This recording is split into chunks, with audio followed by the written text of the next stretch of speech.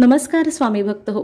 ब्रह्मांड नायक श्री स्वामी समर्थ या मराठी चॅनलमध्ये आपले स्वागत आहे. धर्मग्रंथात पवित्र नद्यांमध्ये स्नान करण्याचा महिमा सांगितला आहे. पवित्र नदीत स्नान केल्याने माणसाची सर्व पापे नष्ट होतात अशी धार्मिक मान्यता आहे. स्नान करताना मंत्रांचा जप करणे देखील खूप महत्त्वाचे आहे. घरात स्नान करतानाही या मंत्रांचा जप केल्यास पवित्र नदीत स्नान करण्याचे पुण्य मिळते. चला तर आज जाणून घेऊया ते कोणता मंत्र आहे ज्याचा जप केल्याने स्नान करताना फायदा होतो.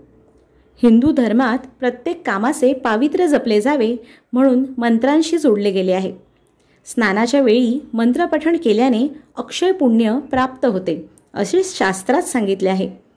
त्याचवेळी मनुष्याचे शरीर आणि आत्मा शुद्ध राहतात. एवढेच काय तर या मंत्राचा जप केल्याने निरोगी आयुष्य मिळते. तसेच नकारात्मक ऊर्जा तुमच्यापासून दूर राहते. मान्यतेनुसार अंघोळ करताना या मंत्राचा जप केल्याने राहूचा अशुभ प्रभाव कमी होतो. अंघोळ करताना म्हणावयाचा मंत्र खालीलप्रमाणे आहे. गंगेच यमुने चैव गोदावरी सरस्वती नर्मदे सिंधू कावेरी जलस्मिन्न सिन्निधिम कुरु.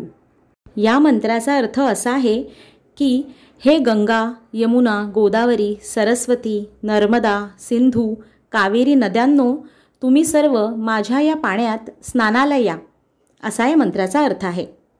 हिंदू धर्मात सूर्योदयापूर्वी स्नान करण्याचा नियम आहे. त्यामुळे ब्रह्ममुहूर्तावर स्नान करणे अत्यंत शुभ मानले जाते.